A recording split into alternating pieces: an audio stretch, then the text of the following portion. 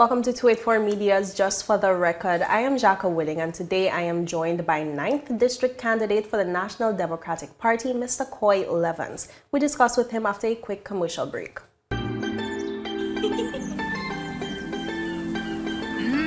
There are many ways to enjoy life, like so many ways to count on Popular.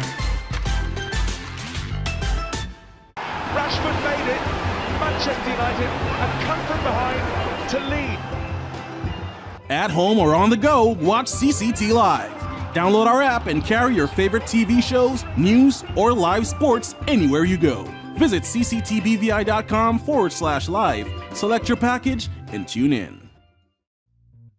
Welcome back. Thank you for staying with us. Welcome back, and thank you so much for staying with us. And Mr. Levons, thank you so much for being here today. Pleasant day to you and to the audience and our viewers online. Nice to be here. All right. Now, how about you start off the pace for our interview? Tell me a bit about your academic and professional training. Well, my schooling started in the Valley School in Virgin Gorda, and then I progressed onwards to Anegada when my parents moved there. And I went through my primary and my secondary school at what is known now as the Claudia Cricky Educational Center, but at the time it was Anegada Secondary School. Thereafter, I attended the local college in Tortola, and I did a joint program with the University of the West Indies and the college. They were offering an associate in legal studies. So I completed that. I worked with Honey Westwood for a year, kind of my first job that I've ever done in East Asia Corporate Services. Thereafter, my passion for aviation drove me to go into aviation. So during the time that I was working for Honey Westwood, I was taking flight lessons, and my passion for aviation just grew. So I went away. I got a bachelor's in aviation management. I also acquired a master's in aeronautical science. And then basically I returned back home to serve my country, and my career started in aviation in 2006. And from then onwards, it's been history. Yeah. All right. So with all that you've studied, all that you've done so far, what would you say is your purpose in life, and how does your purpose align with politics? My purpose in life is to always meet the needs of people. Even on my job, those who know me know that I'm always a people guy. I always empathize with people and try to understand how to meet those needs. So by extension, politics is pretty much just an extension. Instead of it being in a control environment where you have 200 or 300 people, now it becomes a little bigger. You have 30,000 people. So I think that the passion that I have for meeting the needs of people is what really propelled me into trying to be a part of the change that I would like to see. And let's expand on that a bit more. Why would you say you want to be a political representative? Well, I think I want to be a representative of the people. And I think by being a representative of the people, it provides the people with an outlet to come to someone who really wants to help them. And I think that I can undertake that task effectively. So in politics, of course, we hear a lot of good, we hear a lot of bad, and often politicians are criticized with people saying that they're seeking political office simply for personal benefits, often financial benefits. What do you say to those statements? What I say to those statements is we have to set a new example.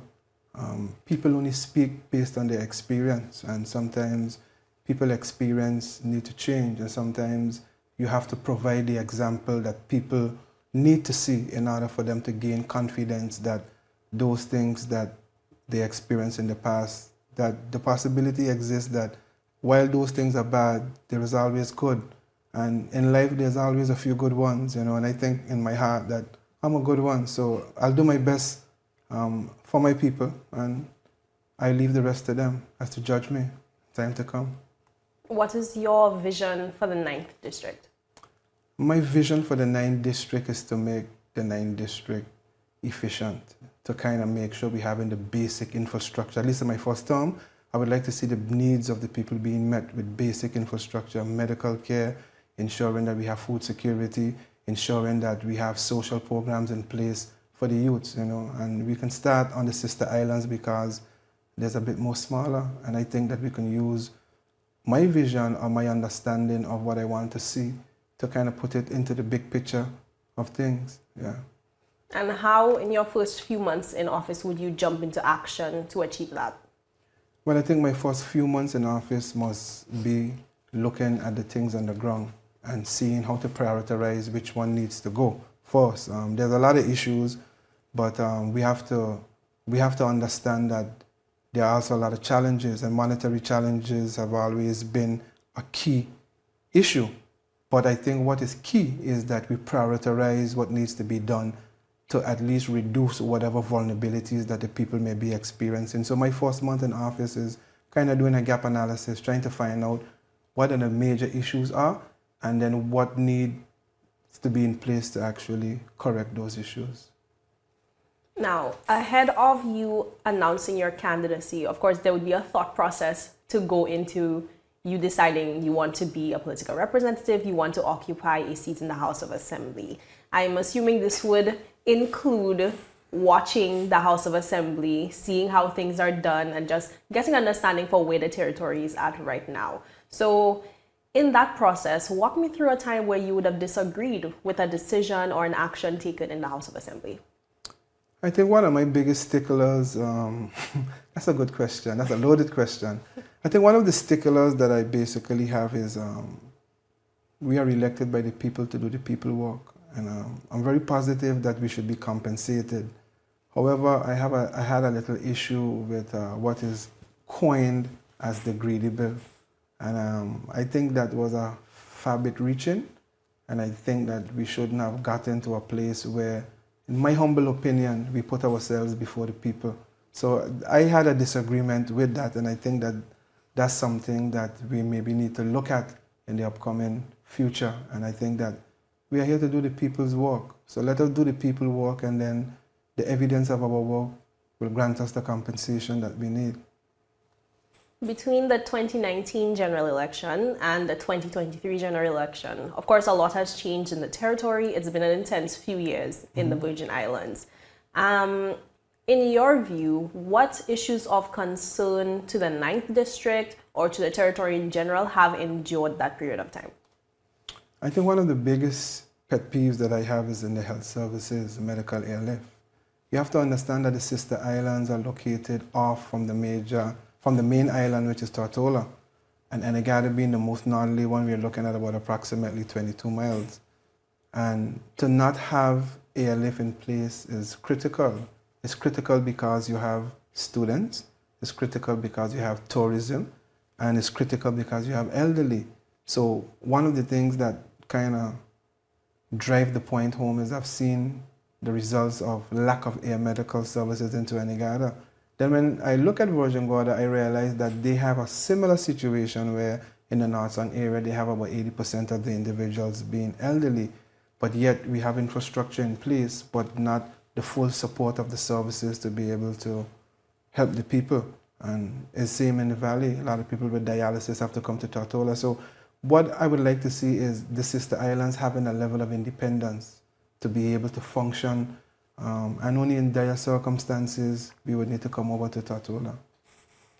Now, more than ever, in the Virgin Islands, I think we can all admit there is more eyes on the territory from the international community, and there are demands for more transparency and people looking out for good governance. So why should the people of the 9th District and the people of the Virgin Islands trust you to deliver in those areas? Stay tuned for more Just for the Record after these messages.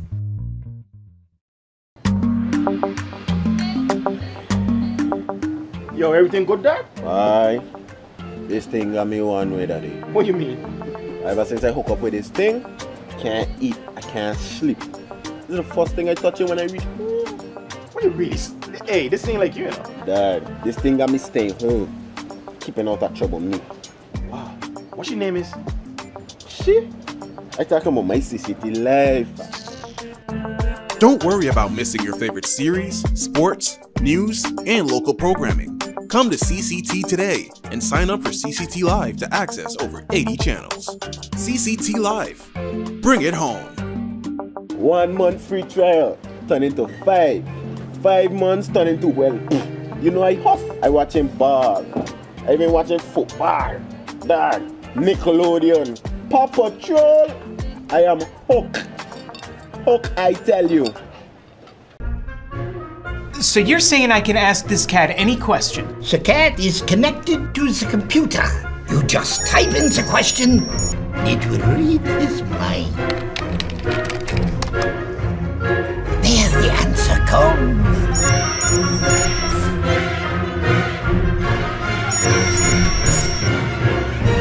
You're the man! I've been looking for this for weeks. Welcome back. Thank you for staying with us. Now, more than ever, in the Virgin Islands, I think we can all admit there is more eyes on the territory from the international community, and there are demands for more transparency and people looking out for good governance. So why should the people of the 9th District and the people of the Virgin Islands trust you to deliver in those areas? Well, I think that my track record in terms of where I've worked before, I've always been a transparent person. And when a decision is being made, a decision cannot be made in isolation. A decision has to be made considering all things. And I think that I have the capability to undertake a decision. And if a decision is going to impact the people, I'm the kind of guy that would say so, or will walk away from the situation to let people know that I don't take that particular stance. So the best that I can do is ask people for the opportunity to trust me, and then judge me by my track record afterwards. One of the major things to come up in the Virgin Islands in recent years that has had a plethora of effects on all areas in the territory was the release of the COI report. Now, in your view, do you believe that the findings of the report were a fair representation of what has happened in the territory in recent years? Well, I'll say this. The report has identified our vulnerabilities. And if we want accountability and true transparency, then I think we need to stop focusing on the people involved in the COI, and we need to start to focus on putting the mitigations in place to reduce the level of vulnerability in the country. I think right now, I see the COI as a positive because it gives us the opportunity now to position and to fix the country. And I must admit, I think the elected representatives, both present and past, have kind of let down the people. But I think they have an opportunity now to show the people that they are willing to accept the fact that things wasn't quite the way they're supposed to be, but we have an opportunity to fix it. So I think what we need to do is kind of stick together as a BVI and try our best to progress our country forward. Yes, the COI it looked bad for us, but every storm has a calm, and I think that we just need the right people in place to progress the country where it needs to go. And speaking of progressing the country, one major area of doing that would be the implementation of the COI recommendations. So how do you believe that your presence in the House of Assembly and possibly the Cabinet would be of benefit to that effort?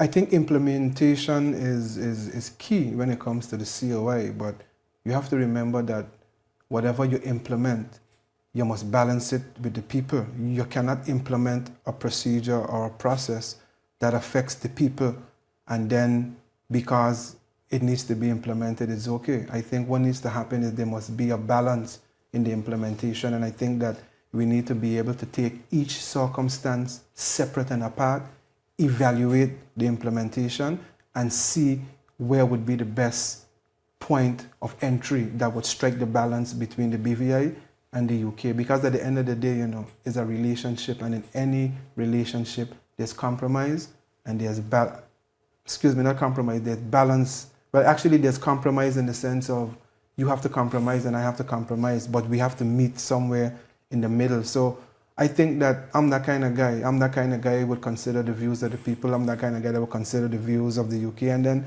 as a government, what our job is to do is to find what we refer to as that sweet spot, that spot where individuals can come and the both of us can meet right there, and it works for both parties. And you spoke of the BVI's relationship with the UK. I'm interested in hearing your views on how the territory should proceed with its UK relationship. Two could never work unless they agree. There must be some commonality amongst us in order for us to agree. There must be maturity. The UK understand what the situation is. BVI people understand what the situation is. And I think that we have to foster a better relationship in order for us to go where we're going. We cannot sit down here and deny the fact that the United Kingdom is not the mother country. However, we have been self-sufficient for many years. And I think what we have to do better is show our mother country that we are able to be mature, we are able to take the stance that we need to take, and that we can do it. But my stance is at the end of the day that there must be a relationship in order for us to progress. And even after, if we do decide to go separate, there still has to be a relationship to ensure that we can carry the country where it go, but carry it having a relationship that we could always rely on them for whatever resources that we need. So that's just my take on it. That's my personal opinion. Okay, so back to the COI briefly. Do you believe it's realistic to think that any one sitting government will be able to not only implement the 48 recommendations, but bring about the change that's expected to be seen after the recommendations are implemented? I'll answer that question this way. I think we have to take a practical approach. When I say practical approach, we have to be real, given all variables on the ground. And I think what has to happen is, just like how the COI identify the shortcomings, we have to now prioritize implementation. And priority has to be given to those that are weighted heavier. And I think that what we have to do as a country and as a nation is strike the right balance. But in terms of implementing 48, we have to be careful. It's better that we implement 3 or 4 and we get them right over a specific period than to try to get 48 implementation and on the sake of formality, we have them completed, but they're non-effective. And we have seen that in a lot of things. We have a bunch of legislation, but there's no enforcement of legislation. So I think what we need to do is set out a strategy and a plan and take our time until we get up to that climax and we could achieve our goal. And when you set in your parameters, you set them with the resources you have, because you have to understand that a lot of the people that are doing a lot of this work are people that have lives, that have kids, that have jobs, and is extremely overbearing on them also. So I think this is where the relationship between us and the UK come, and I think that transparency allows both people to sit down at the table, have a discussion and say, listen, let's make sense of what we're doing and allow our implementation to be effective. It's better that we take our time and effect the change that we need to see. That's my opinion and stance on them. Thank you for sharing that. Mr. Levons, you are a member of the Constitutional Review Committee, correct? I'm a past member. A past member. Yes. All right. So what are your views on the Constitutional Review process? I think the Constitutional Review process is instrumental in shaping the way the BVI should look. So for instance, it's my little pet peeve, so excuse me, district councils. I think that if we have a constitution, I think what needs to happen is we need to make our constitution work for us. It just cannot be a generic constitution. Look at our topography, look at how BVI operates, and let's put things in place to actually work for us. And I think that the constitutional review is something that is imperative to shaping the direction that the country needs to go in. There are a lot of issues in terms of, there are a lot of points that I don't know if I'm at liberty to bring them up, but during meetings, people have expressed fixed dates for elections. People have expressed the same district councils. People have expressed whether or not certain things should be embedded in the Constitution as opposed to changes in regular statutes. So there's a lot of work to be done, but I honestly think that where the key focus needs to be is a strategy. You know, we're having a constitutional reform, but the question that lends itself is what is the strategy for the country? Because you can only shape or you can only create a plan if there's a strategy as to undertake. What are your views on the threat of the Constitution being suspended? Stay tuned for more Just for the Record after these messages. Yep, that's me. You're probably wondering how I got here. My name is Kamal Haynes. Most of you know me from 284 News, but now you get to see me in a different light on my very own show called Health is Wealth. We have Joel Turnbull. I don't want you to arch your back when you're pulling down. Milton McLean. First of all, right, your footwork. Stephen Payne. That was a 9 out of 10. I know you got the service down pat. Steve Augustine. You did a pretty hard workout today, so perhaps... And as you can see, it's actually you're feeling it. Alonzo Boynes. Taekwondo. Adam Murrows. I'll speak as if you're an absolute beginner. I am an absolute beginner. You are an absolute beginner. And Seth Graham. It bites. It will bite. Get your water, get your fruits and veggies, and experience a wealth of knowledge about getting healthy.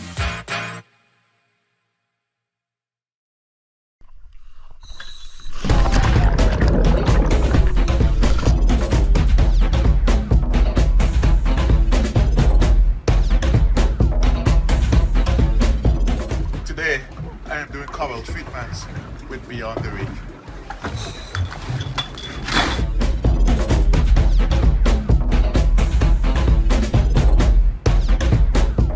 Today, we are doing shark research. So today, we are doing whale research with Beyond the Reef. And wherever I go, I take CCT with me because my life is unlimited.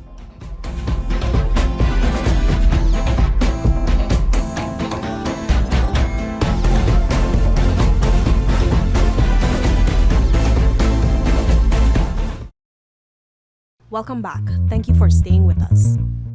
What are your views on the threat of the Constitution being suspended? What are my views? My views on the threat of the Constitution being suspended.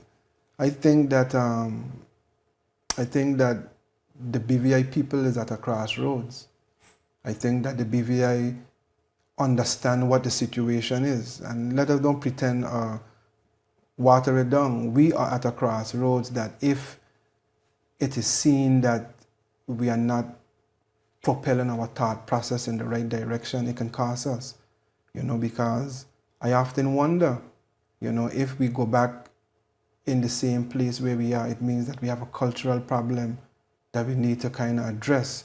So my views on the Constitution being suspended is, I think that after this election, we the people of the BVI have to kind of stick together to hold our country, and that this is the test to see if we could divorce politics and we can stand up together as a nation to show the UK that, listen, we have made a mistake and we have made mistakes and no one is without sin, but in making our mistakes, we are willing to put things in place to correct our mistakes. I'm trying to answer your question, but I don't know how to give you a direct answer. I would not like to see my Constitution suspended. However, if the Constitution is suspended, then it would have to have good grounds to suspend our Constitution. But my personal opinion is I wouldn't like to see that, but the UK is in control, and I guess they have certain requirements that needs to be met. And if those requirements are not met, we all know what the output is. So it is imperative that we meet those requirements. Where would you like to see the BVI in the next 5 or 10 years? I would like to see the BVI being a more efficient place. I would like to see technology being implemented in areas of government that reduce the amount of people coming into town to undertake processes like custom and immigration. I would like to see that we can actually have processes at immigration and customs that support the tourism product, that are efficient. I would like to see we have proper road work and road structures, and my pet peeve is I'd like to ensure that the social aspects of people's lives are in place, especially school children. I'm a stickler for wanting to see food being provided for children, because a lot of us don't know what goes on in the homes and how many burden a lot of these kids carry. So to ensure their safety and to make sure they have food to eat, I would like to see things like that being implemented. So in the next 5 years, I would like to see my country being able to process anything that we need to do. I'd like to see technology being used so efficiently that people just love coming here, proper internet systems and services. Not that they don't provide a proper internet infrastructure, but they need to do better. considering that we're playing in the financial world. So there's a lot of things I would love to see my country being shaped into an environmentally friendly country. I'd like to see that we can start to look towards recycling properly, and we kind of change the culture and the mindset of BV Islanders, and we want to reflect the change that we want to see. Now, one of the important factors to realizing that future is ensuring that young people are involved. You know, they say the children are the future, so it's very important that we invest in the youth and we ensure that they know that they need to participate in the democratic process. How are you ensuring that young people in your life, in the 9th district, in the territory, are participating in the democratic process? Well, in the short period in time that I've been to Virgin-Gorda, there has been a lot of youths that they lose hope, you know, and what we kind of do is speak with them, you know, and we kind of try to meet them where they are. And a lot of the youths, they want somebody to look up to. They want somebody to represent them. So I think first what I would have to do is I would have to prove myself as a candidate. I would have to show the youths them that I'm standing up behind you 150%. And most importantly, I think we need to kind of look at the social aspect. Social development is a very important part of the youth, because believe it or not, a lot of children experience a lot of challenges. The other day I spoke to a young lady who has a son that has autism, and she's so frustrated because there is nothing really in place that really deal with disabled children, you know. So getting the youth out is, youths are funny. What youth want to see is youth want to see evidence of who you is, and it's kind of difficult because I'm coming as a politician. I'm coming as the problem.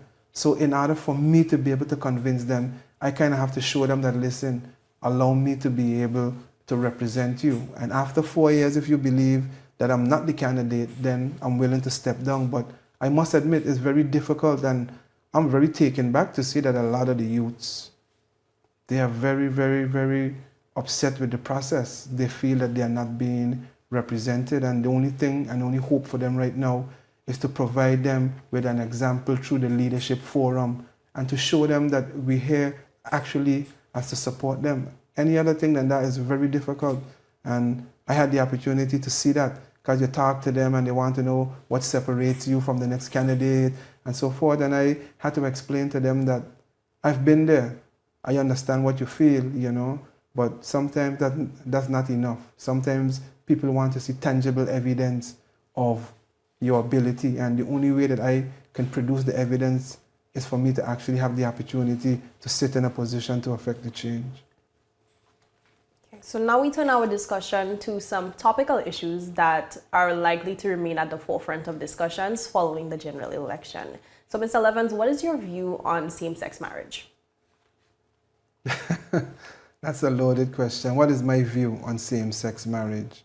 Let me put it to you this way. The BVI is fundamentally a Christian society. And I think that we have traditions and values as a Christian society that should be upkept.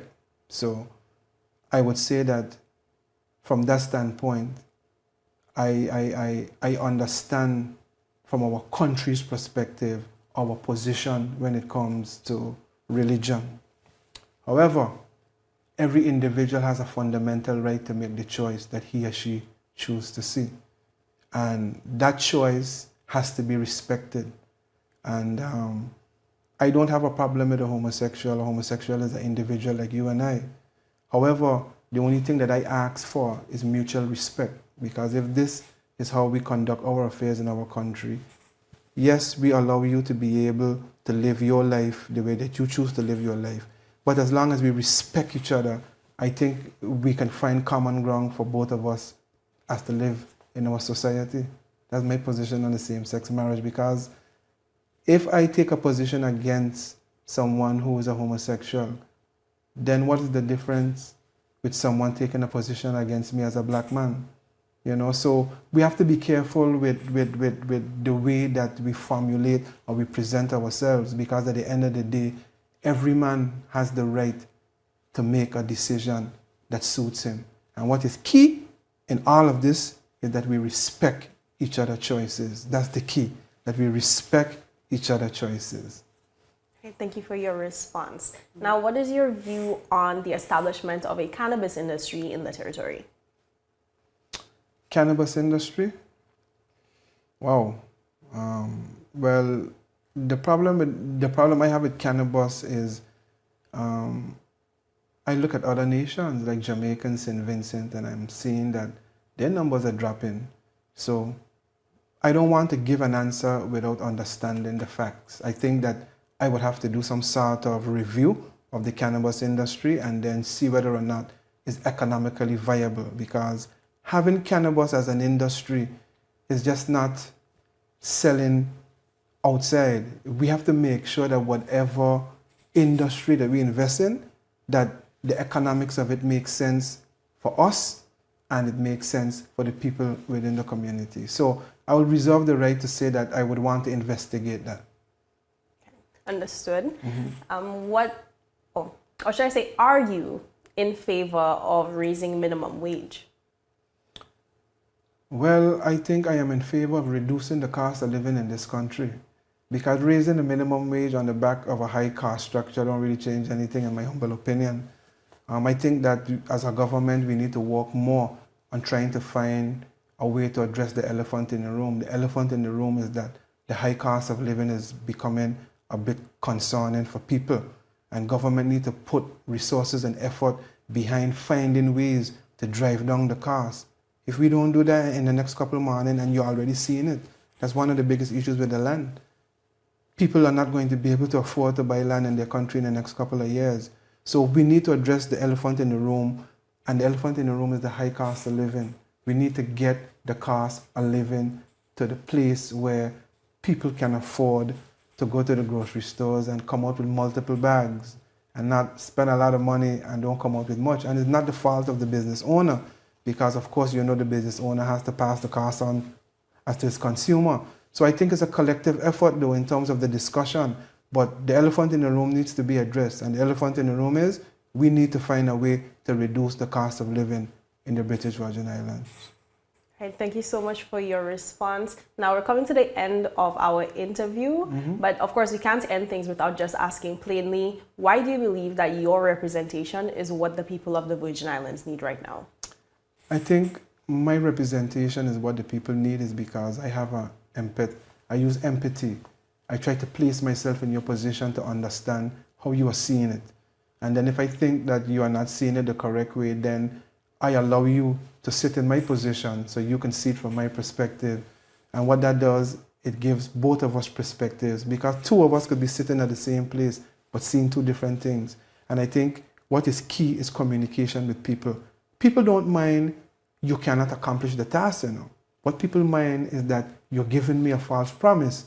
I think what people want is people to communicate with them effectively, and I think that's my strong point. I communicate to you. If I cannot get it done, I cannot get it done. However, these are the reasons why I'm unable to do it. So I think what makes me different is my empathy, number one. What makes me different is I use a leadership style that I don't take the hard and fast road with leadership. I take the leadership style of being able to allow people to trust you, allow people to be able to be a part of a family. And just like every other family, someone still has to lead, but you don't lead with an iron fist when it's not necessary. You don't kill a fly with an excavator, boom. So I think I'm different in that perspective, that I lead with my heart. That's what I do. I lead with my heart, and I consider others. And I always have a saying that my grandmother teach me: what I don't require for myself, I would not require for you. So that's how I make my decision. If that decision is going to affect me or affect the people around me, I'm not going to make that decision, because that's not the right decision to make. Because in life, whatever you plant, it does grow. A lot of people forget this. Whatever decision you make, sometimes it will take years, but it bear fruit. And sometimes people plant thorn and thistles in their lives, and then they blame other people for it. So we have to be careful for that. So to just sum it up, I'm just a guy of empathy and a guy who have the passion to do this. This is not a person that wants money, or this is not a person that wants to be in this race because I want power. I want to see change in my country because I understand the effect of not having change in our country. So I urge my voters, or the people in the 9th district and the people by extension, to support the National Democratic Party, our 4th large candidates, support me in the district, support every other candidate that we have in the district, because we need each other as to be able to affect the change that we need to see. All right, thank you so much for your time today, Mr. Levons. I am Jacko Wooding, and this has been Just for the Record.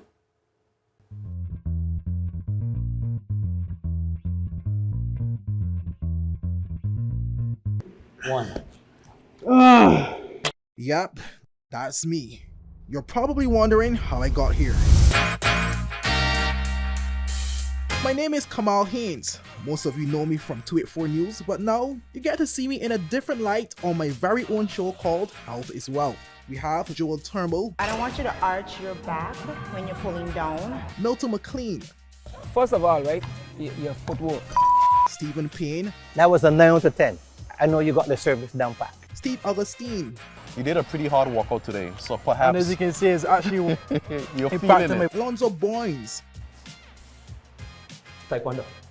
Adam Murrows. I'll speak as if you're an absolute beginner. I am an absolute beginner. You are an absolute beginner. And Seth Graham. It bites. It will bite. Get your water, get your fruits and veggies, and experience a wealth of knowledge about getting healthy.